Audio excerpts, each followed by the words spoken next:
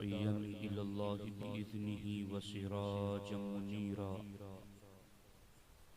वस्सलातु वस्सलामु Alan नबिय्यि हबीबिहिल Mustafa अल्लज़ी अरसलहु bill हक़्क़ि वल हुदा व अला आलिहि व अस्हाबिहि उलिस सिद्क़ि वस्सफ़ा अम्मा बअद फ़अऊज़ु बिल्लाहि मिनश शैतानिर रजीम बिस्मिल्लाहिर रहमानिर रहीम वल्लाहु व रसूलुहु अहक्कु अन युरदूह सदक़ल्लाहुल अलियुल अज़ीम व सदक़ रसूलुहुन नबियुल अमीनुल मुख्तारुल करीमुर रऊफ़ुर रहीम।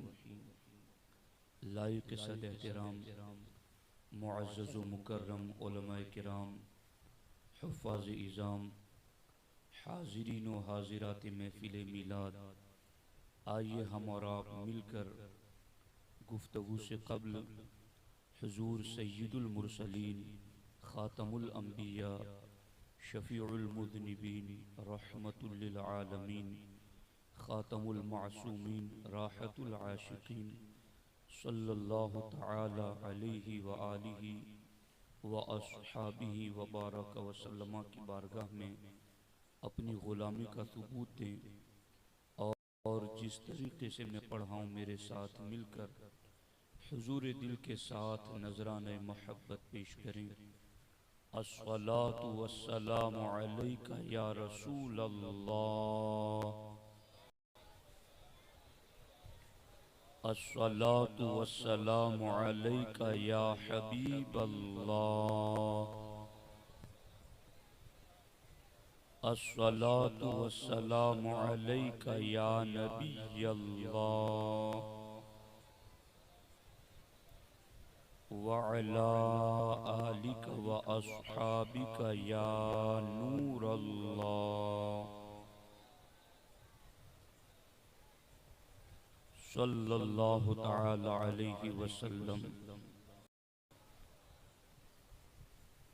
अदम से हस्ती में लाई है आरज़ुए रसूल, अदम से हस्ती में लाई है आरज़ुए रसूल, कहाँ कहाँ लिए फिरती है जुस्तजुए रसूल।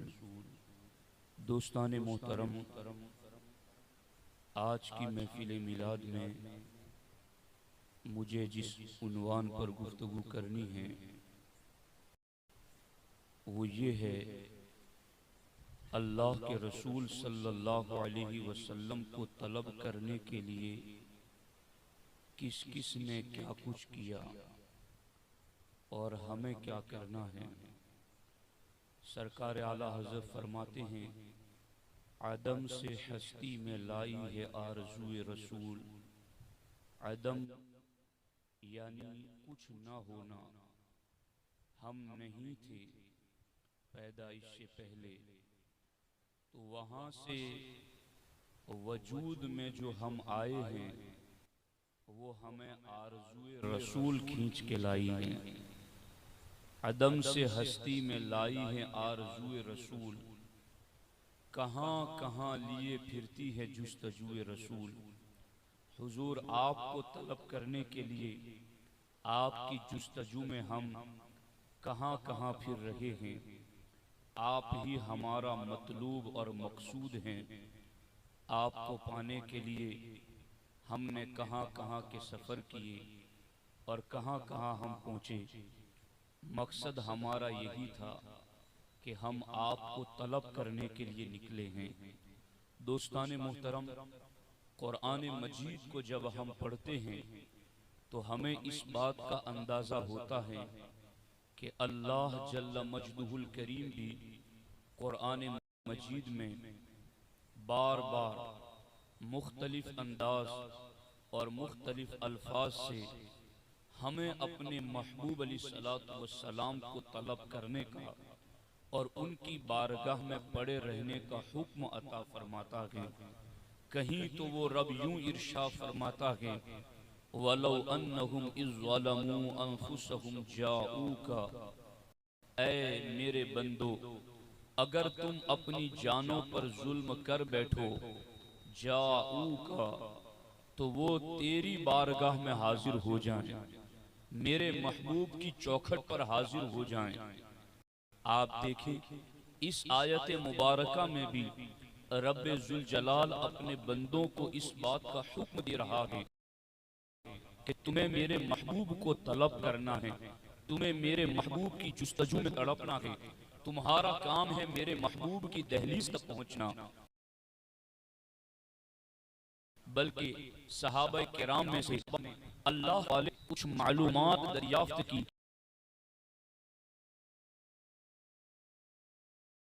रब्बे जुल जलाल ने उस वक्त कुरान मजीद में इरशाद फरमाया, व इदा सअलका इबादी अन्नी फइन्नी करीब। मेरे महबूब जब मेरे बारे में मेरे बंदे तुमसे पूछने के लिए आए तो बता दे कि मैं करीब हूँ।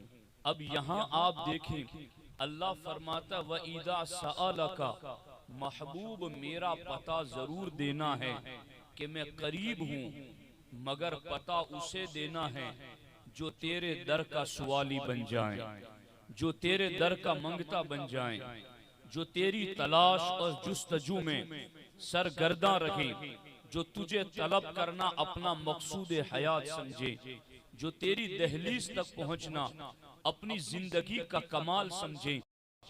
आप देखें कुरान मजीद की इन आयात तैयबात में रब्बे जुल जलाल यही फरमाता है जिसे मेरी मारिफत चाहिए, जिसे मेरी पहचान चाहिए, जिसे मेरे कुर्ब की दौलत से माला माल होना के, वो भी सअलका मेरे महबूब का साइल बने, मेरे महबूब का तलबगार बने। जुल्म हो चुका है गुनाहों से, अपनी जान पर मगफिरत चाहता है, जाऊ का तब भी मैं यही हुक्म देता हूँ वो मेरे महबूब की चौखट पर आ जाए, महबूब का मुतलाशी और उनका मुतमन्नी बन जाए। इसी को इमाम इश्क मोहब्बत ने कहा था, बखुदा खुदा का यही है दर, नहीं और कोई मफर मकर, खुदा की कसम खुदा का दर जो देखना चाहता है, दरे मुस्तफ़ा ही दरे खुदा है, दहलीज़े मुस्तफ़ा ही दरे करमे इलाही गई। यही बंदा पहुंचता है गुनाह की बख्शिश भी मिलती है, यहाँ बंदा पहुंचता है यहाँ पर उसको दराजात की बुलंदी भी मिलती है, रब का इरफान और मारिफत भी मिलती है। आप सहाबा किराम की जिंदगी देखें, अबू बकर सिद्दीक से लेकर के आखिर में शरफ सहाबियत से मुशर्रफ होने वाले सहाबी, तमाम की जिंदगी आप उठाकर देखेंगे तो आपको यही बात सब में बुनियादी तौर पर नजर आएगी कि वो कहीं भी रहते थे हुजूर की तलब में बेचैन रहते थे, हुजूर के कुर्ब में आने के लिए बेकरार रहते थे।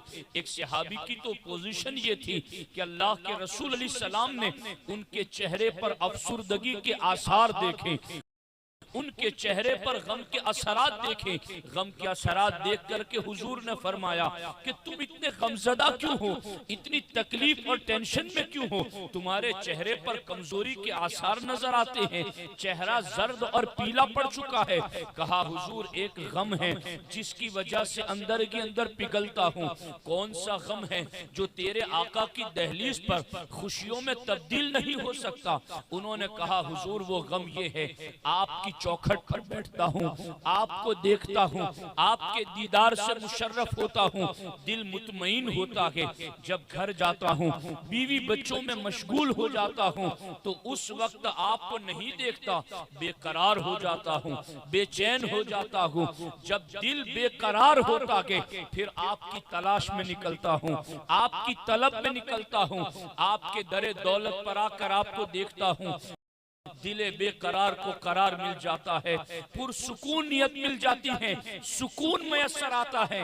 लेकिन हुजूर जो गम है वो ये है, आप भी दुनिया से पर्दा फरमाएंगे, मैं भी दुनिया से जाऊंगा, आप नबियों के इमाम, मैं आपका उम्मती, आप जन्नत में न जाने कितने बुलंद दर्जों पर रहेंगे, मैं जन्नत में न जाने कितने निचले दर्जे पर रहूंगा।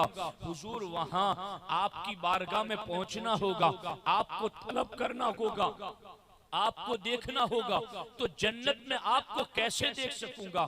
ये हर सहाबी की बात है, ये हर सहाबी की कैफियत है। वो यहाँ तो यहाँ जन्नत में भी हुजूर की जुस्तजू की बात करते हैं, वहां भी हुजूर की तलब की बात करते हैं। हमारे आका की खिदमत में जब वो सहाबी अर्ज करते हैं तो फौरन जिब्रील नाजिल होते हैं, कुरान की आयतें पढ़ते हैं, वमन युतिइल्लाह वर रसूल फउलाइका मअल्लज़ीना अनअमल्लाहु अलैहिम मिनन नबिय्यीन वस्सिद्दीकीन वश्शुहदाኢ वस्सालिकीन। महबूब, कयामत तक के लिए आपकी जुस्तजू और आपको तलब करने वालों को ये पैगाम सुना दें, जो दुनिया में तुम्हारे हुक्म पर अमल करेगा वो जन्नत में भी तुम्हारे साथ रहेगा, उस जन्नत में भी तुम्हारी उसको रफाकत नसीब हो जाएगी। अब गौर करें वो क्या बात थी। सर्द सर्द रातों में, ठंडी के मौसम में अबू बकर सिद्दीक हुजूर की दहलीज पर यूं सर रख करके कि निगाह हुजूर की दहलीज पर जमी है। हुजूर उठते हैं, दरवाजा खोलते हैं, सिद्दीक को इस हालत में देखकर कहते, सिद्दीक क्या बात है, इतनी सर्द और ठंडी रातों में इतनी जल्द आ जाते हो और यूं दहलीज पर अपना रुखसार रख करके टिकटिकी बांध कर मेरे दरवाजे को देखते रहते हो। सिद्दीक अकबर जवाब देते हैं, हुजूर मेरा दिल ये चाहता है कि सुबह उठने के बाद सबसे पहले अबू बकर की आंखें किसी को देखें तो रुखे वद्दुहा को देखें, जुल्फे वल्लैल को देखें, सीने अलम नशरा को देखें। और हुजूर मेरी तमन्ना ये भी है कि मेरे आका सबसे पहले किसी को देखें तो अबू बकर सिद्दीक को देखें, मेरे ऊपर आपकी नजर पड़ जाए। यानी वो क्या बात थी जो उन्हें सोने भी नहीं देती थी, उन्हें नींद नहीं आने देती थी, उन्हें बेकरार रखती थी। और जहां भी रहते थे वो हुजूर की तरफ आ जाते थे। हत्ता के जंगों के अंदर आलम ये होता था कि जब दुश्मनों के चारों तरफ से तीर बरसते, सहाबा के पांव उखड़ जाते, उस वक्त भी सहाबा दुश्मन के तीरों की तरफ से तवज्जो हटा करके हुजूर का चेहरा देखना शुरू कर देते थे। हुजूर के चेहरे को देखते थे, उन्हें सेबात मिलता था, उन्हें करार मिलता था, उनके पांव के अंदर अल्लाह सेबात कदमी अता कर देता था। आप देखें तो सही, ये हुजूर अलैहिस्सलातु वस्सलाम के हवाले से सहाबाए किराम की शान है। अबू बकर सिद्दीक को देखो, उमर फारूक को देखो, उस्मान और मुर्तजा को देखो, तमाम सहाबा को देखो, इनकी जिंदगियां बस यही कहती हुई नजर आती हैं, अदम से लाई है हस्ती में आरज़ूए रसूल, कहां कहां लिए फिरती है जुस्तजूए रसूल, जुस्तजूए रसूल के अंदर उनका मामला ये था, अपना वतन छोड़ दिया, अपनी दुकान छोड़ दी, अपनी जायदाद छोड़ दी, अपना कुंबा कबीला छोड़ दिया। हुजूर आप मदीने चले गए, हम सब कुछ छोड़कर आपकी तलब में मदीना आ गए। हुजूर आप मदीना छोड़कर जंगों में चले गए, हम आपकी तलब में आपके साथ जान देने के लिए आपकी तलब में जंगों में चल पड़े। आप जहां जहां गए हुजूर हम आपकी तलब में आपके साथ साथ चल पड़े। ये तो मामला वो है कि कलमा पढ़ने के बाद हुजूर की तलब में चले। हमने तो सीरत सहाबा में ये पढ़ा है कि उन्होंने जब यहूदी किताबों में देखा, नसरानियों की किताबों में देखा, जब उन्होंने यहूदियों के रागिबों की जबान से हुजूर की आमद का तस्करा सुना तो वो 300 साल की उम्र पाने वाले सलमान फारसी अपनी जिंदगी के 100 साल से ज्यादा का अरसा गुलामी और सफर करते हुए हुजूर की तलब में निकल जाते हैं। आप तारीख उठाकर देखें, हजरत सलमान फारसी रज़ी अल्लाह तआला अन्हु आज हम हुजूर की जुस्तजू के लिए क्या कर रहे हैं, हुजूर को तलब करने के लिए क्या कर रहे हैं, हमारी जिंदगियां किस तरीके से गुजरती हैं। बचपन गुजर कर जवानी, जवानी गुजर कर बुढ़ापा, बुढ़ापे में भी अब हम मौत के करीब। अब हालत ये है कि इतने सारे जिंदगी के अदवार हमारे ऊपर से होकर के गुजर गए, मगर हुजूर की तलब में हमने क्या किया है, हुजूर को तलब करने के लिए हमने क्या अमल किया है। क्या दिल के अंदर कभी बेकरारी पैदा हुई, कभी बेचैनी पैदा हुई, कभी हुजूर की याद में आंखों से आंसू टपके, कभी हुजूर को तलब करने के लिए कोई कोशिश की है। आप गौर करें, सलमान फारसी रज़ी अल्लाह तआला अन्हु ईरान के शहर अस्फहान के रहने वाले थे।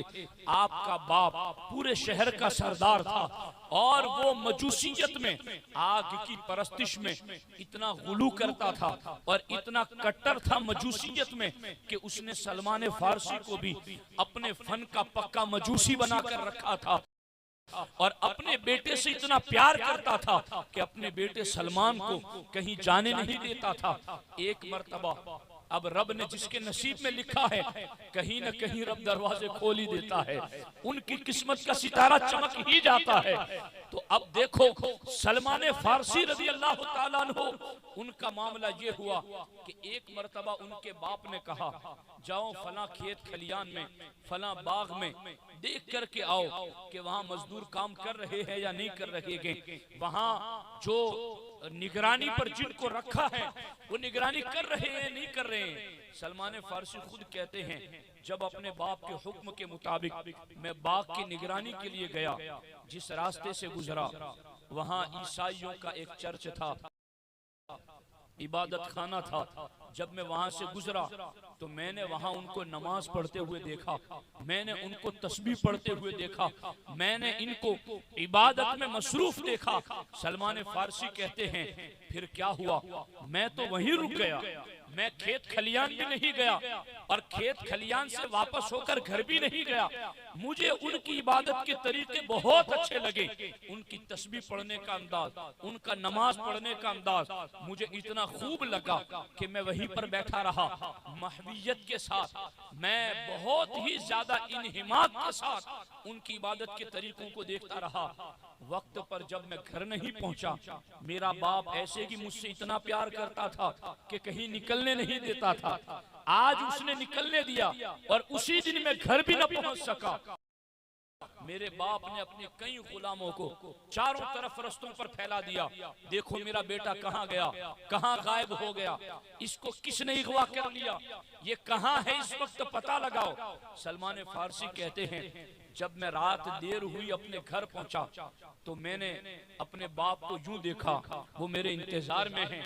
मैंने घर पहुंचते ही उनको सारी बात बता दी कि मैं तो बाग गया ही नहीं, निगरानी के लिए पहुंचा ही नहीं, इतना टाइम कहाँ लगाया, फिर अगर खेत में नहीं गया था तो कहा मैं तो ईसाइयों की इबादत गाह में गया था, उनकी इबादतें मुझे बहुत अच्छी लगी, उनकी तस्बीह व तहलील मुझे बहुत अच्छी लगी, इसलिए मैं वहां बैठा रहा।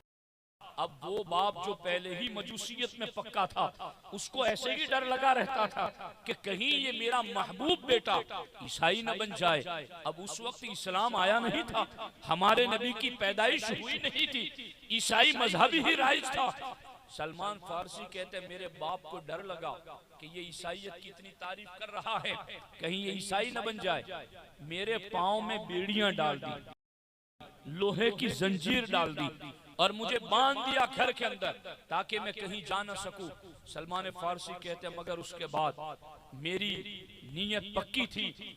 मैंने देखा कि मेरे घर के करीब से जब एक काफिला गुजर रहा था तो मैंने किसी तरह से अपने पांव में बंधी हुई जंजीर को खोल दिया और मैं उस काफिले के साथ हो गया।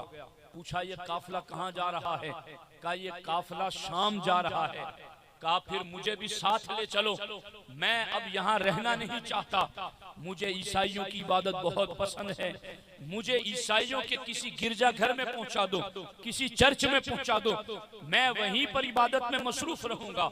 सलमान फारसी कहते हैं मैं उस काफिले के साथ हो गया और होते होते मैं जब शाम में पहुंचा तो मुझे एक चर्च में इबादत गाह में पहुंचा दिया गया। जब मैं वहां के पादरी के पास गया तो मैं वहां पर काम में लग गया। मैंने अपनी सारी आप बीती बताई कि मैं कैसे आया हूँ, मुझे खाना पानी देना, बस मैं तुम्हारी खिदमत करूंगा। सलमान फारसी कहते हैं वो पादरी बड़ा बदकिस्मत था और बहुत ही बुरा था। वो लोगों को तो सदके का हुक्म देता, जब लोग सदका उसके पास जमा करते तो वो गरीबों में बांटने की बजाय खुद ही खा लेता था और उसको जमा करता था। सलमान फारसी कहते हैं मैंने उससे ज्यादा कौल और फेल में तजाद वाला शख्स मैंने नहीं देखा कि जो बात कुछ करता हो अमल कुछ करता हो। सलमान फारसी कहते जब वो मर गया तो लोग उसको दफनाने के लिए आए तो मैंने उनकी कौम को कहा तुम जानते हो कि ये शख्स कैसा था? मैंने पूरा बताया कि ये तुम्हें सदके का हुक्म देता था मगर गरीबों को बांटता नहीं था। ये देखो 10 मटके सोने चांदी के भरे हुए हैं, उसने खजाना जमा किया था अपने लिए, किसी को उसने कुछ नहीं दिया है। यहाँ तक कि उन लोगों ने उसको मरे हुए को भी सूली पर लटकाया, फिर उस पर पत्थर बरसाए, फिर उतार करके उसे दफन किया और फिर उसके बाद उसकी जगह पर एक दूसरे पादरी को मुकर्रर किया। सलमान फारसी कहते हैं अब मैं उसकी खिदमत में लग गया। मैं तो अपने मुल्क से दूर था, मुझे तो खिदमत करके अपना गुजारा करना था, मैं उसकी खिदमत में लग गया। सलमान फारसी कहते हैं लेकिन मैंने इस पादरी और राहिब से ज्यादा इबादत गुजार किसी को नहीं देखा, इससे ज्यादा खुशू खुजू वाला मैंने किसी को नहीं देखा, इससे ज्यादा दिल जमी के साथ नमाज पढ़ने वाला मैंने किसी को नहीं देखा, दुनिया से बेरगबती में मैंने इससे ज्यादा किसी को नहीं देखा। सलमान फारसी कहते उसकी खिदमत में भी मैं रहा लंबे जमाने तक, मगर जब उसके भी इंतकाल का वक्त आया, सलमान फारसी की उम्र ही 300 साल हुई थी। अब इनकी जिंदगी में कहीं आ रहे हैं, मर रहे हैं, मगर ये है कि अपनी जिंदगी का सफर जुस्तजुए रसूल में गुजार रहे हैं, तलाशे रसूल में गुजार रहे हैं। अब आलम यह है कि जब उसका इंतकाल हुआ, होने लगा इंतकाल, हज़रत सलमान फारसी ने कहा कि मैंने तेरे जैसा परहेजगार तो नहीं देखा, अब तेरे बाद न जाने कौन आए और कैसा हो, तू ही मुझे वसीयत कर कि अब मैं यहाँ से कहाँ जाऊं जो तेरे जैसा हो, तेरे नक्शे कदम पर हो, मैं उसकी जाकर के गुलामी और खिदमत करूं। कहा अब अगर तू जाना चाहता है तो मेरे इंतकाल के बाद मूसिल चला जा, मूसिल एक इलाका है, वहां पहुंच जा, वहां फला नाम का आबिद तुझे मिलेगा, वो मेरे नक्शे कदम पर है, तू उसकी खिदमत में लग जाना।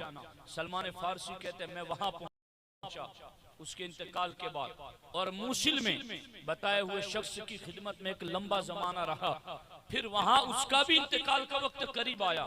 मैंने उससे पूछा, मैंने तुझे तकवा, शियार और परहेजगार पाया, लेकिन अब तेरे बाद फिर मैं किसके पास जाऊं? कहा इस वक्त मेरे नक्शे कदम पर सिर्फ एक शख्स है मेरी नजर में, वो नसीबीन में है, तू वहां चला जाना मेरे इंतकाल के बाद। सलमान फारसी कहते हैं मूसिल वाले का इंतकाल हुआ तो मैं उसको दफन करने के बाद नसीबीन में पहुंचा और उसने जिसको बताया था उसकी खिदमत में रहा। फिर उसका भी जब इंतकाल का वक्त करीब आया, मैंने उससे कहा कि फला ने मुझे फला के पास भेजा, फला ने तेरे पास भेजा, अब तू मुझे बता कि तेरे इंतकाल के बाद मैं किसके पास जाऊं जो तेरे नक्शे कदम पर हो। का मेरे नक्शे कदम पर तो दूर दूर तक कोई नजर नहीं आता, लेकिन हाँ उमूरिया शहर के अंदर एक बंदा है जो मेरे नक्शे कदम पर हैं, तू वहां पहुंच जाना मेरे इंतकाल के बाद, उसकी खिदमत में मसरूफ रहना। सलमान फारसी कहते हैं मूसिल वाले के इंतकाल के बाद मैं नसीबीन में पहुंचा, अब नसीबीन वाले के इंतकाल के बाद मैं उमूरिया पहुंचा, वहां उसकी खिदमत करता रहा एक लंबे जमाने तक। उसके इंतकाल का वक्त करीब आया तो मैंने उससे कहा अब तेरे बाद मैं किसके पास जाऊं, अब किसकी खिदमत करूं, कौन है तेरे नक्शे कदम पर? तो उमूरिया वाले राहिब ने कहा मेरे इल्म में अब कोई नहीं है जो मेरे नक्शे कदम पर तकवा, शियार और परहेजगार हो जिसकी खिदमत के लिए मैं तुझे भेजूं, लेकिन हाँ अब मैं तुझे एक ऐसा पता बताता हूँ कि तुझे किसी राहिब की बारगाह में जाने की जरूरत नहीं, तुझे किसी पादरी की चौखट पर जबी साई करने की जरूरत नहीं है।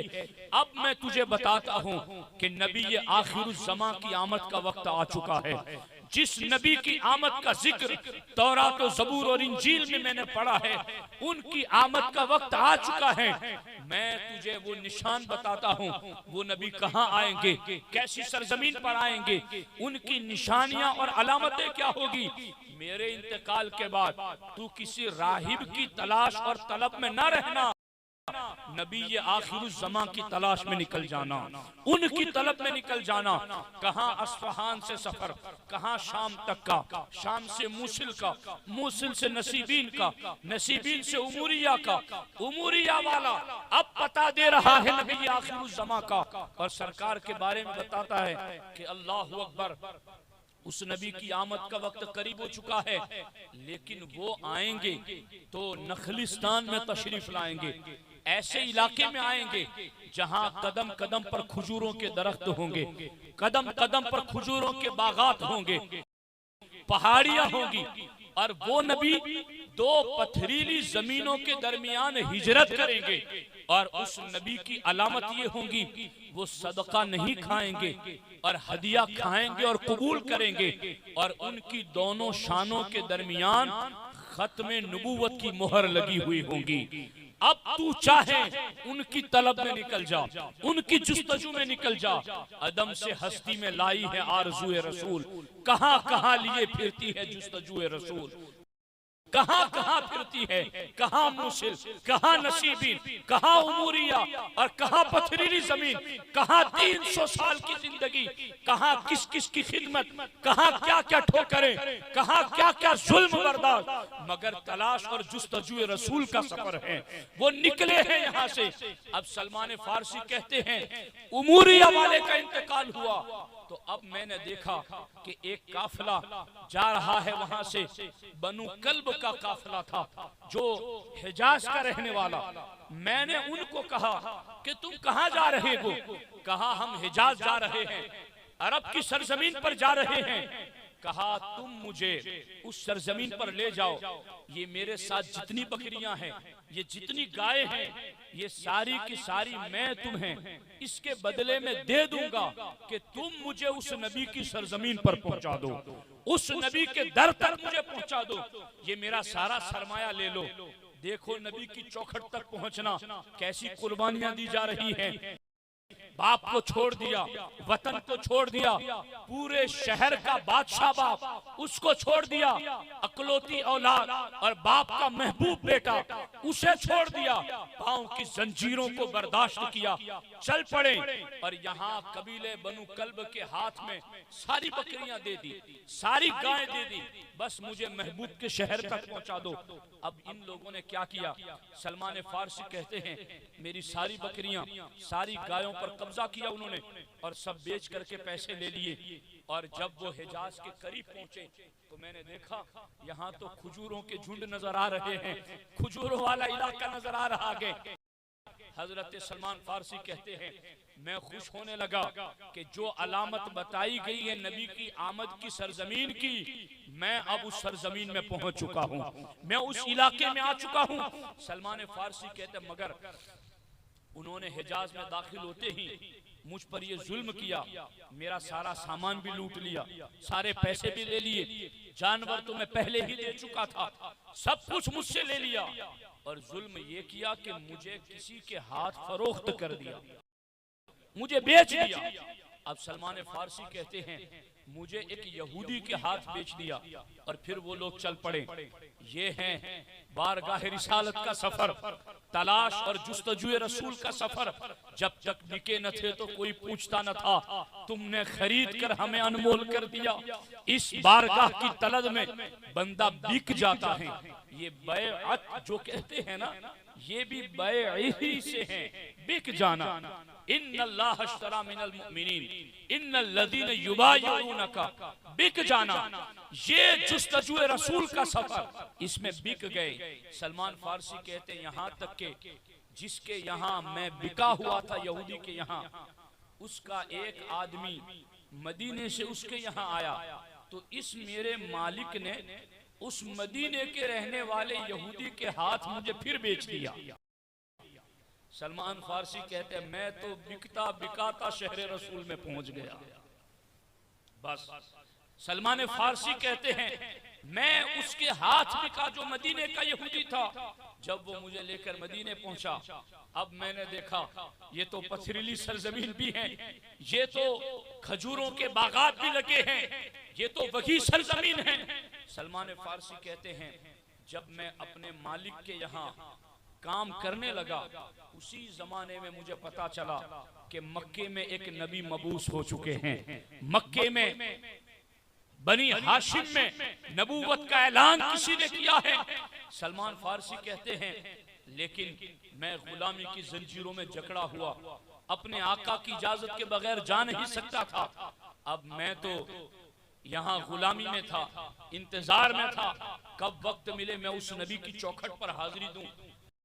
लेकिन सलमान फारसी कहते हैं मुद्दत गुजरती रही, वक्त गुजरता गया, यहाँ तक के करम रब का यूं हुआ मैं तो उनकी दहलीज तक न पहुंचा मगर नबी खुद मदीना हिजरत करके तशरीफ ले आए। जब वो नबी खुद मदीना आए तो मेरे मालिक का चचाजाद भाई यहूदी वो दौड़ता हुआ आया और मैं अपने मालिक के बाग में खजूर के दरख्त पर खजूरें तोड़ने के लिए चढ़ा हुआ था और मेरे मालिक का चचाजाद भाई आया, मेरे मालिक को कहने लगा औस और खजरज का सत्यानाश हो, इन्होंने एक मुसाफिर को नबी मान लिया है और उनका कलमा पढ़ लिया है और उनके इर्द गिर्द पहरा दिए हुए हैं। वो दोनों बात कर रहे थे। सलमान फारसी कहते मैं ऊपर बैठा बैठा हुजूर की आमद का जिक्र क्या सुना, मुझे इतनी खुशी हुई लगता था मैं खजूर के दरख्त से नीचे गिर जाऊंगा। अब मेरा अपने आप पर कंट्रोल न था, मुझे इतनी खुशी हुई जिनकी तलब में बेबिकता बिकाता जुल्म बर्दाश्त करता यहाँ तक पहुंचा, आज वो नबी खुद मदीने आ गए। सलमान फारसी कहते मैं जल्दी से नीचे उतरा खजूर के दरख्त से और अपने मालिक से पूछने लगा बताओ वो तुम्हारा चचाजाद भाई क्या कह रहा था, वो कौन आए हैं, किन की आमद की बात कर रहा था। तो सलमान फारसी फरमाते हैं उस यहूदी ने एक जन्नाटेदार तमाचा मेरे मुंह पर मारा और कहा तुम गुलाम हो, गुलामी करो, अपने काम से काम रखो, तुम्हें इन बातों से क्या गरज। ये है तलाश और जुस्तजू रसूल, ये है वो मरहला, यहाँ इन सारे मरहलों से भी गुजरना पड़ता है और फिर जाकर के मंजिलें मिलती हैं। सलमान फारसी फरमाते हैं फिर मैं तो गुलामी में था, क्या करता, शाम हुई, मुझे काम से फुर्सत मिली तो मेरे पास कुछ खजूरें थी जो मैंने टोकरी में जमा कर ली। फुर्सत मिली शाम को तो मैं तलाश करते हुए अल्लाह के नबी अलैहिस्सलातु वस्सलाम की खिदमत में पहुंचा और मैंने जाकर कहा कि मैंने सुना है कि आप मुसाफिर हैं, हिजरत करके आए हैं और आपके कई साथी भी हैं, तो मैंने अज़राह खैर खाही मदद के लिए ये सदक़े की खजूरें आपकी बारगाह में पेश करना मुनासिब समझा कि आप इसके हकदार हैं, मुसाफिर हैं, तो ये सदक़े की खजूरें हैं। सलमान फारसी कहते हैं मुझे तो उस उमूरिया वाले राहिब ने बताया था कि नबी की अलामत ये होगी वो सदका नहीं खाएंगे, हदिया कबूल करेंगे।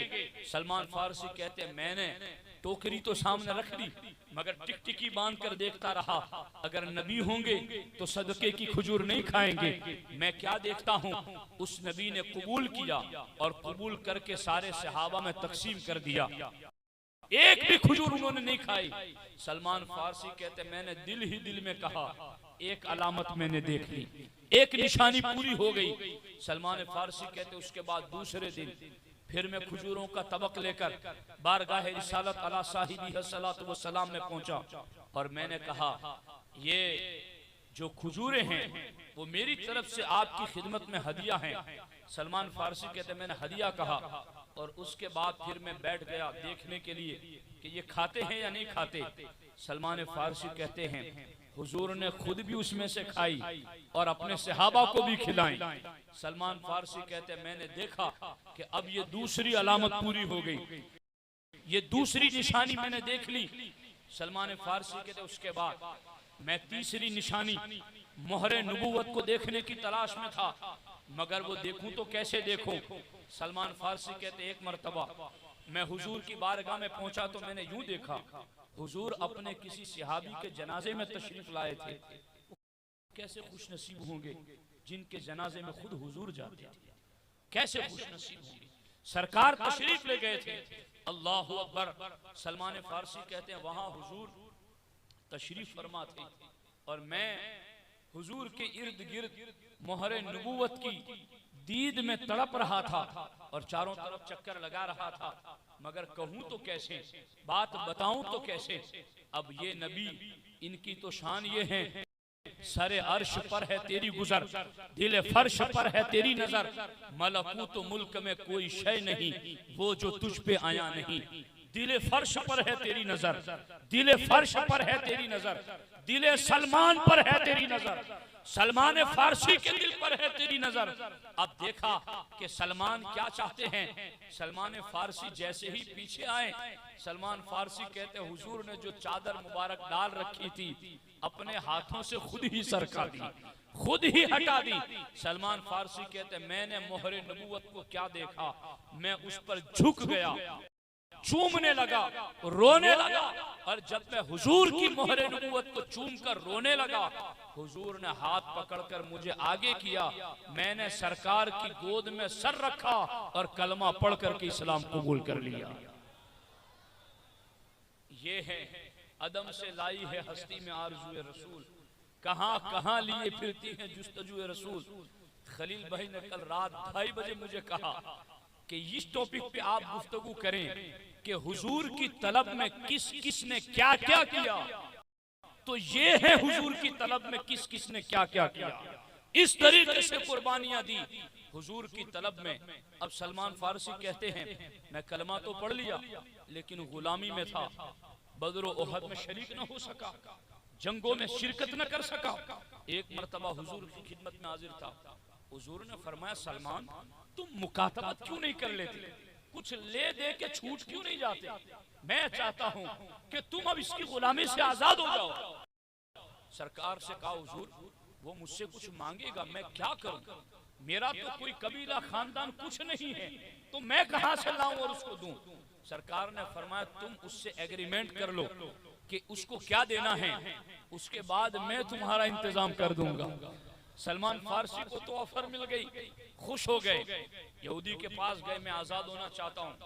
का शर्त ये है 40 औकिया तुम्हें चांदी देनी है एक रिवायत के मुताबिक, और 300 खजूर के दरख्त लगा कर देने हैं, और 300 दरख्त लगा कर के भी देने हैं, और सारे दरख्त हरे भरे हो जाए, कोई सूखे नहीं, कोई मुरझाए नहीं, कोई बेफल का न हो, सारे के सारे जमीन में लगाने के बाद में देखूं कि 300 के 300 हरे भरे हैं, तब मैं आजाद करूंगा।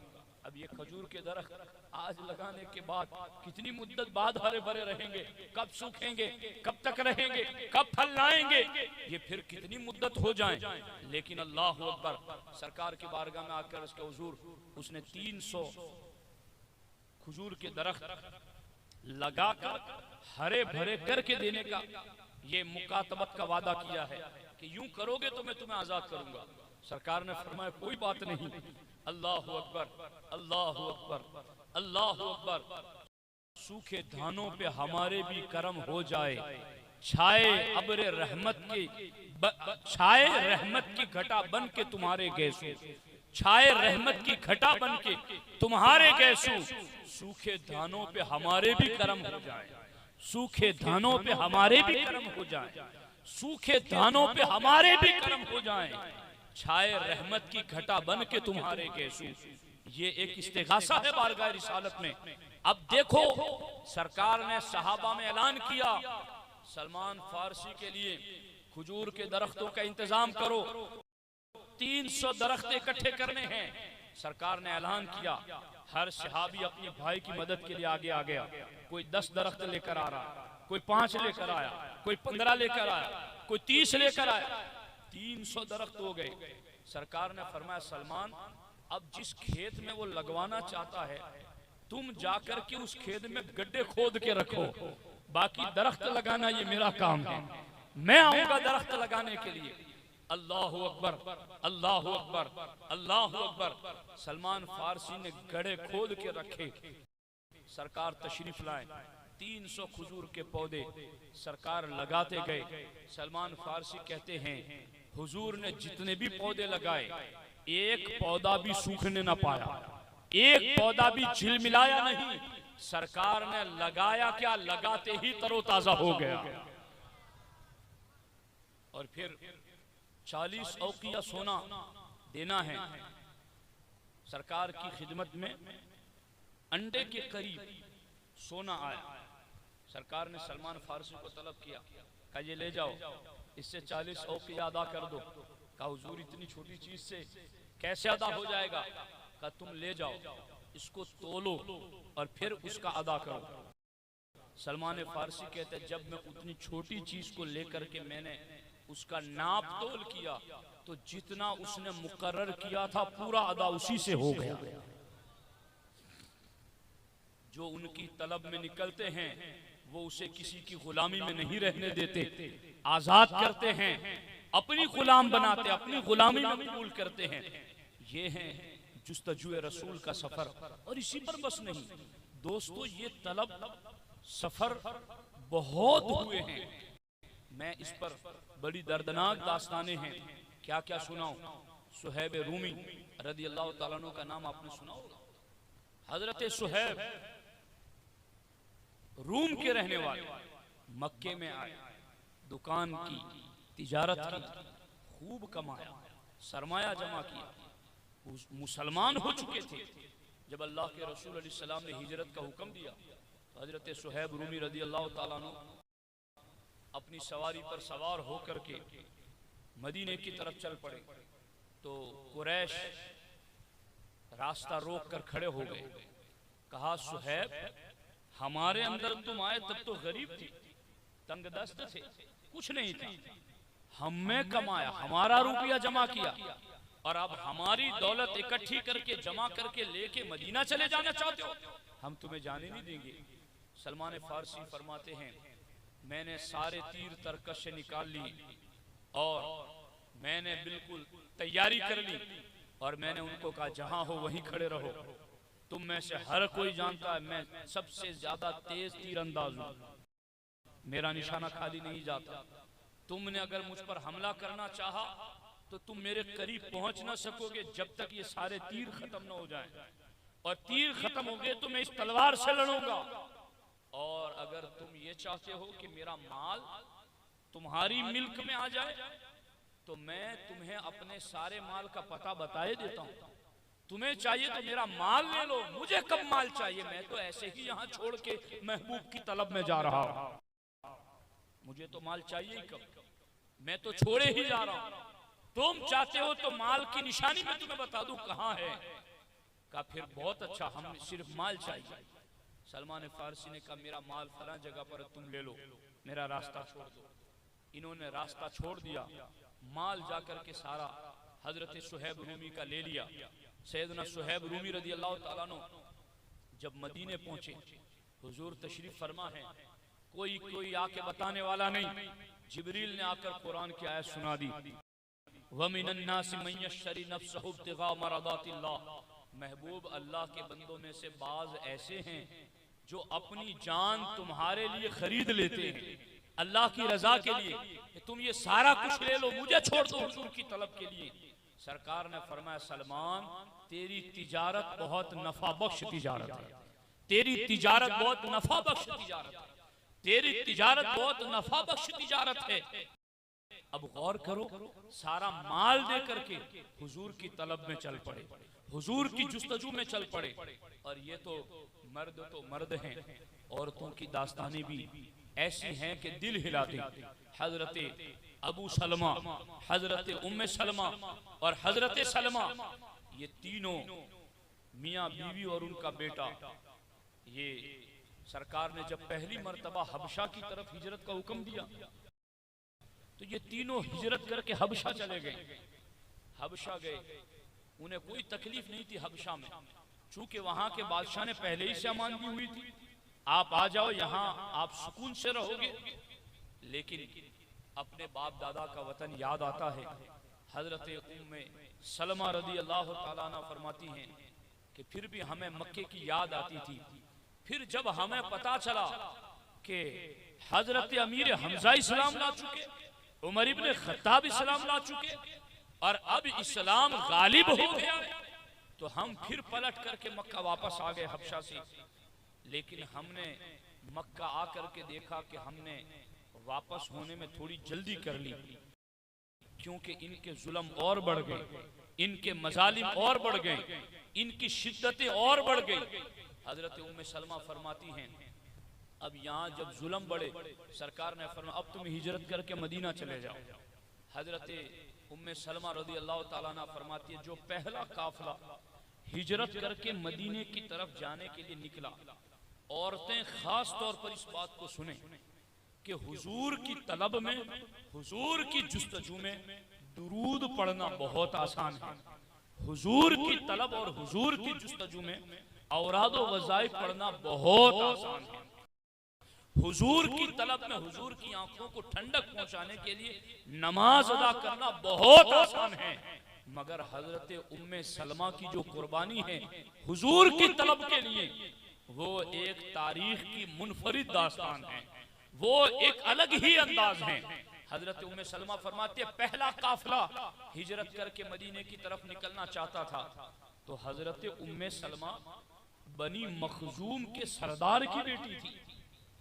बनी मखजूम का वो सरदार के जिसकी इतनी फैयाजी और सखावत मशहूर थी कि अगर वो किसी सफर में लोगों के साथ होता तो लोग कहते अब हमें सामान साथ लेने की कोई जरूरत नहीं, और कोई काफिला उनके घर के करीब से गुजरता हर एक की मेहमान नवाजी करते। इतने बड़े सखी सरदार की बेटी उम्मे सलमा रदी अल्लाह ताला अन्हा और उनके शौहर हजरत अब्दुल्ला बिन अब्दुल असद रदी अल्लाह ताला अन्हु, ये दोनों पहले पहले 10 ईमान लाने वाले सहाबा और सहाबियात में से, साबिकून अल-अव्वलून में इनकी अलग ही शान है। साबिकून अल-अव्वलून में दोनों, अब एक बनु असद की शौहर बनु असद कबीले से और बीवी बनी मखजूम से, अब वो तीनों निकले हिजरत करके मदीने की तरफ। हजरत उम्मे सलमा फरमाती है, मैं ऊंटनी पर बैठी, मेरा बेटा सलमा मेरी गोद में और मेरे शौहर अबू सलमा ऊंटनी की नकील थामे थामे मक्के से बाहर हो रहे हैं। अभी हम मक्के की हुदूद से बाहर नहीं निकले थे कि इतने में बनी मखजूम यानी हजरत उम्मे सलमा के खानदान के लोग आ गए और उन्होंने आकर के अबू सलमा से कहा, अबू सलमा तुम बनु असद कबीले से हो, हम तुम्हें नहीं रोकते, तुम जाना चाहो जाओ, लेकिन हमारे कबीले बनु मखजूम की बेटी उम्मे सलमा को तुम ले जाना चाहते हो, हम तुम्हारे साथ नहीं जाने देंगे। हजरत उम्मे सलमा फरमाती है, मुझे और मेरे बेटे दोनों को इन्होंने उतार लिया और अपने साथ लेकर चल पड़े। लेकिन हजरत अबू सलमा, उनका जुस्तजुए रसूल, तलबे रसूल, कितना मजबूत इरादा, बच्चा छोटा है, बीवी है, यहां वाले जाने नहीं दे रहे, मगर अबू सलमा ने फिर भी तलाशे रसूल का सफर जारी रखा। चल पड़े मदीने की तरफ, पलट के नहीं देखा। अब जब अभी बनी मखजूम के लोग अपने खानदान की बेटी को लेकर वापस जा रहे थे, इतने में बनु असद वाले भी आ गए। अब्दुल्ला बिन अब्दुल असद जो शौहर अबू सलमा थे, वो जा रहे थे मदीने की तरफ, मगर उनके खानदान के लोग भी आ गए और उन्होंने कहा, बनी मखजूम के लोगों, तुम अगर अपनी बेटी को ले जा रहे हो तो ये इसकी गोद में जो सलमा नाम का बेटा है वो तुम्हारा थोड़ी है, हमारे खानदान का है, हम इसे तुम्हारे पास नहीं जाने देंगे। इन्होंने बेटा उम्मे सलमा की गोद से छीन लिया। अब बाप, बेटा, माँ तीनों जुदा जुदा। अबू सलमा मदीने की तरफ, उम्मे सलमा बनी मखसूम में, बेटा बनु असद में, तीनों एक दूसरे से जुदा और तीनों ये सजा जो भुगत रहे हैं हुजूर की तलब में, हुजूर की जुस्तजू में, हुजूर की तलाश में, मगर एक जुमला भी नाराजगी का नहीं, एक जुमला भी शिकवा शिकायत का नहीं कि हुजूर आपकी तलब में क्या निकले, यूं हो गया तू हो गया, कोई शिकवा नहीं, कोई सवाल नहीं, बल्कि हर कोई अपनी जगह पर। लेकिन मोहब्बत का जो अंदाज था, हजरत उम्मे सलमा फरमाती है, मैं रोजाना अपने बेटे की याद में, अपने शौहर की याद में, जिन पहाड़ियों से हम जुदा हुए थे, रोजाना सुबह को मैं उन पहाड़ियों पर आती और सुबह से लेकर शाम तक वहां बैठकर रोती रहती, अपने बेटे की जुदाई में, अपने शौहर की जुदाई में, अपने नबी की तलब में, जिस सफर से हमें रोक दिया गया उसके गम में मैं वहां रोती रही। अब हालत ये हुई, 1 महीना, 2 महीना, 3 महीने, 1 साल गुजर गया। 1 साल कोई कम होता है? रोजाना उस मकाम पर आकर के रोना और रोजाना हुजूर की याद में अपने बेटे की जुदाई में रोना। एक साल होने के बाद उनका चचाजाद भाई वहां से गुजरा। उसने उम्मे सलमा का रोना देखकर उसका दिल नरम हो गया। वापस कौम में आया, कहा तुम इस बेचारी को क्यों सताते हो, इसने क्या गुनाह किया है, ये रोजाना रोती है, उसको क्यों उसके शौहर से मिलने नहीं दिया जाता, उसको क्यों उसके नबी के पास चले जाने नहीं दिया जाता। तो सारी कौम मान गई, कहा ठीक है तुम इसको पहुंचा दो मदीना। लेकिन हजरत उम्मे सलमा से कहा, उन्होंने कहा मैं अपने बेटे को लिए बगैर कैसे चली जाऊं, मुझे तो अपने बेटे को भी नबी की बारगाह में लेके जाना है। फिर बनु असद के पास गए, उनसे बात की, तैयार हो गए। फिर माँ और बेटा दोनों ऊंटनी पर सवार होकर के जुस्तजुए रसूल का सफर शुरू कर देते हैं, तलब रसूल का सफर शुरू कर देते हैं। उस्मान बिन तलहा रास्ते में मिलते हैं, कहाँ जा रही हो, मदीना जाना है, कोई छोड़ने वाला है तुम्हारे साथ, का कोई नहीं है हमारे साथ, का फिर मैं तुम्हें छोड़ने के लिए आता हूँ। और उस सफर की एक लंबी दास्तान है जो उन्होंने बताई कि उस्मान बिन तलहा से ज्यादा पाकीज़ा शख्स मैंने नहीं देखा। जहां मंजिल पर रुकना होता ऊंटनी को बिठा देते, खुद दूर चले जाते, हम ऊंटनी से उतरकर दूर जाके बैठ जाते, फिर वो आकर के ऊंटनी से उसका हौदज उतार करके ऊंटनी को बांध देते, उसको चरा लेते। फिर जब हमें सफर करना होता ऊंटनी को बिठाकर कजावा सजा देते, फिर हम बैठते, फिर वो नकील पकड़ करके चलते। यूं इस तरीके से एक पाकीज़ा सफर तय होते हुए हम मदीनतुर रसूल अलैहिस्सलातु वस्सलाम तक पहुंच गए। दोस्ताने मोहतरम, आप गौर करें कि ये हैं औरतें, ये हैं मर्द, ये हैं दुकानदार, ये है तिजारत वाले, कहां कहां से किस किस ने तलाश और जुस्तजुए रसूल से सफर किया और हुजूर की तलब में हुजूर की चौखट तक पहुंचे। मैं इंसानों की बात करूं, यहाँ तो जानवर भी तलाश में रहते हैं, यहाँ तो जानवर भी जुस्तजू में रहते हैं। मेरे आका खुद फरमाते हैं, अल बिदाया व निहाया मेरी बात मौजूद है। खैबर का किला जब फतह हुआ तो एक गधा दराज गोश हुजूर की खिदमत में आया और हुजूर से अरबी में कलाम करना शुरू कर दिया। गुफ्तगू करते हुए उसने हुजूर से कहा, ए अल्लाह के रसूल सल्लल्लाहु अलैहि वसल्लम, अखरजल्लाहु मिन नस्ली जद्दी सबईन हिमारा, अल्लाह ने मेरे जद, मेरे बाप दादा की नस्ल में 60 गधे ऐसे पैदा फरमाए कि हर एक को नबी की सवारी बनने का शरफ मिला, हर किसी की पुश्त पर नबी ने सवारी की।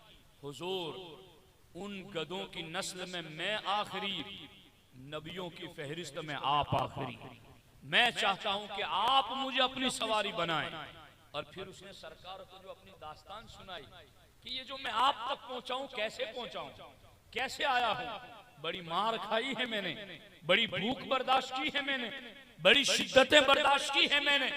उस गधे ने हुजूर से कलाम करते हुए कहा, हुजूर, मैं चूंकि मेरे बाप दादा की नस्ल में 60 हिमार, 60 दराज गोश ऐसे थे, हर एक को नबी की सवारी बनने का शरफ मिला। मैं एक यहूदी की मिल्कियत में था, मैं नहीं चाहता था कि वो पलीद मेरी पुश्त पर बैठ करके पुश्त को पलीद करे, चूंकि मेरी तमन्ना थी इस पुश्त को पाक नबी के जरिए शरफ मिल जाए। तो मेरा मालिक यहूदी जब भी मुझ पर बैठना चाहता, हुजूर मैं उसको गिरा देता था, अपनी पुश्त पर बैठने नहीं देता था, उसको गिरा देता। और हुजूर जब भी मैं उसको गिरा देता वो मुझे बांध कर मारता, खूब मारता, खूब ज़रबे लगाता, इतनी पिटाई करता कि मेरे बदन में जख्म आ जाते और मुझे भूखा प्यासा बांध देता, ना खाना देता, ना चारा देता, ना पानी देता। मैं भूख प्यास इतनी बर्दाश्त करता यहाँ तक कि मेरी जान निकल जाए, इतना वक्त करीब आ जाता था। मगर हुजूर फिर भी मैंने अपनी पुश्त को उस पलीद से आलूदा नहीं होने दिया, चूंकि मुझे आपको बिठाना था। मेरे आका अलैहिस्सलातु वस्सलाम इरशाद फरमाते हैं कि जब उस गधे ने मुझसे कलाम किया तो वो कहने लगा कि मैं भूख से ऐसा हो जाता कि अब मेरी जान निकल जाए, तब निकल जाए, तो चूंकि उस मालिक को मेरी जान बचानी भी तो थी कि ये मेरी कीमती चीज है, ये मेरी ममलूका है, तो वो मुझे कुछ न कुछ चारा दे देता था कि मेरी जान बच जाए। हुजूर, मैंने लंबे जमाने तक आपकी तलब और जुस्तजू में भूख भी बर्दाश्त की, ज़रबे भी खाई, सब कुछ बर्दाश्त किया, और हुजूर इतना सब कुछ बर्दाश्त करते हुए मैं आपकी दहलीज तक पहुंच गया। हमारे आका ने उसका नाम याफूर रखा। तो ये है तलाशो जुस्तजू रसूल अलैहि सल्लल्लाहु अलैहि वसल्लम का सफर। तो यहाँ साथियों हम बैठे हैं, इतने ज्यादा आशिकाने रसूल, औरतें भी कसीर तादाद में आती हैं, लोग लायू भी बयानात सुनते हैं। हमने कभी सोचा इस बात पर कि हम जुस्तजू रसूल में क्या कर रहे हैं, हम तलाश रसूल में क्या कर रहे हैं? कभी कोई ऐसा दुरूद कि जो हमने तन्हाई में बैठकर सारी दुनिया से तवज्जो हटाकर बस यूं सलाम और दुरूद हुजूर पर पड़ा हो कि हम बस हुजूर की बारगाह में यूं हाजिर हैं कि सुनहरी जालियों को देख रहे हैं और दुरूद पढ़ रहे हैं, सरकार के कदमों में हाजिर हैं और सलाम पढ़ रहे हैं। कभी यूं तन्हाई में बैठ करके सलाम पढ़ो और पढ़ते पढ़ते हुजूर के इश्क में, हुजूर की तलब में, हुजूर की जुस्तजू में आंखों में आंसू आ जाए, सीना भर जाए, सरकार की तलब में मस्त अलस्त हो जाए, दुनिया से तवज्जो हट जाए। मुमकिन है ये कैफियत हर घड़ी न रहे, मगर कभी कभी तो ये कैफियत तारी हो, दिन में सही, दिन में नहीं तो हफ्ते में सही, हफ्ते में न सही तो महीने में सही, मगर इतनी मुद्दत में तो कम से कम हुजूर की याद यूं आनी चाहिए, हुजूर की तलब यूं होनी चाहिए। इसलिए कि इतनी शान वाले नबी जिनकी तलब में सलमान फारसी कहां से चले, सुहैब रूमी कहां से चले, जिनकी तलब में उम्मे सलमा अपने शौहर बेटे की जुदाई में साल तक रोती रही, कौन कौन कहां कहां से चला, अदम से लाई है हस्ती में आरज़ूए रसूल, कहां कहां लिए फिरती है जुस्तजूए रसूल। बस दोस्तों, नमाज पढ़ो, हुजूर की आंखों को ठंडक पहुंच जाए, दुरूद पढ़ो, हुजूर की बारगाह के अंदर हमारा तोहफा पहुंच जाए, हुजूर की उम्मत का भला चाहो, हुजूर की बारगाह की तलब मिल जाए, हुजूर की उम्मत के लिए खैर के काम करो, उन्हें दीन की राह पर लगाओ, उन्हें कुरान पढ़ना सिखाओ, दीन सिखाओ, उन्हें दीन से करीब कर दो। ये सारे वो काम हैं जिसकी वजह से बंदा हुजूर के करीब हो जाता है। मैंने तो जो आयत पढ़ी अभी उस पर गुफ्तगू की नहीं, लेकिन उसका सिर्फ तर्जुमा बता देता हूँ। अल्लाह फरमाता है वल्लाहु व रसूलुहु अहक्कु अन युरदूहु, इस कायनात में सबसे ज्यादा अल्लाह रसूल ही हकदार हैं कि उन्हें राजी किया जाए, उन्हें राजी किया जाए। और यहाँ एक बात है, अल्लाहु व रसूलुहु अहक्कु अन युरदूहु। हालांकि ग्रामर के एतबार से देखें तो हमारी जाहिरी निगाह ये कहती है अन युरदूहुमा होना चाहिए, चूंकि अल्लाह रसूल दो जातों का जिक्र हुआ तो अल्लाह रसूल ज्यादा हकदार है कि उन दोनों को राजी किया जाए। मगर यहाँ क्या कहा गया, अल्लाह रसूल ज्यादा हकदार हैं कि उस एक को राजी किया जाए। तो मुफस्सिरीन कहते हैं यहाँ एक से मुराद कौन है, एक से मुराद मुस्तफ़ा जाने रहमत हैं। इनको राजी करो, इनकी रजा ही में खुदा की रजा है, खुदा की रजा चाहते हैं दो आलम, खुदा चाहता है रजाए मोहम्मद। एक मरतबा मैंने हुजूर अमीर सुन्नी दावत इस्लामी से जब प्रोग्राम के बाद मजलिस में बैठे थे तो मैंने कहा कि हज़रत ये बहुत लोग बैठे हैं, कुछ नसीहत ऐसी फरमा दें कि एक ही बात हो मगर वो काम की हो। तो उन्होंने मुझे कहा कि सिर्फ इतना काम कर लो तुम सब लोग मिल करके कि जिस नबी को खुदा राजी करना चाहता है तुम उस नबी को राजी करना शुरू कर दो। वाला सौफा युअतीका रब्बुका फतरदा, कि वो रब तुम्हें इतना देगा महबूब के तुम राजी हो जाओगे। जो रब अपने महबूब की रजा चाहता है तुम अपने उस नबी महबूब की रजा चाहो। किन कामों से वो नाराज है वो छोड़ दो, किन कामों से वो राजी हैं उन्हें थाम लो। बस यही हमारी जिंदगी का सरमाया है और इन्हीं चीज़ों से हम हुजूर के करीब भी होंगे, जुस्तजू और तलब रसूल का जज्बा भी पैदा होगा। इन बातों को याद रखो, उस पर अमल करो। अल्लाह करीम की बारगाह में दुआ है, अल्लाह जल्ल मजदुहुल करीम हम सबों को तलाश रसूल और जुस्तजू रसूल का सफ़र जारी रखने की तौफीक अता फरमाए। और याद रखना, ये सफ़र में अगर निकले हैं, जिंदगी भर अगर देख न सके तो कोई बात नहीं, आंख बंद होने से पहले जरूर देख लोगे। अगर सच्ची तलब होगी वो जरूर आ जाते हैं, करम फरमाते हैं। तो इसलिए हमें अपना सफर जारी रखना है, बस नीयत में इखलास हो और कदम पीछे नहीं हटाना, कदम रुकना भी नहीं, थमना भी नहीं, बस चलते ही रहना है। सिद्ध के दिल और सिद्ध के नीयत और इखलास के साथ चलोगे जरूर मंजिल मिलेगी। अल्लाह करीम हमें अपने महबूब की तलब में इखलास नसीब फरमाए और इस सिद्ध के नीयत की वजह से रब्बे जुल जलाल हमें बिल आखिर अपनी मंजिल अता फरमाए। अस्सलामु अलैकुम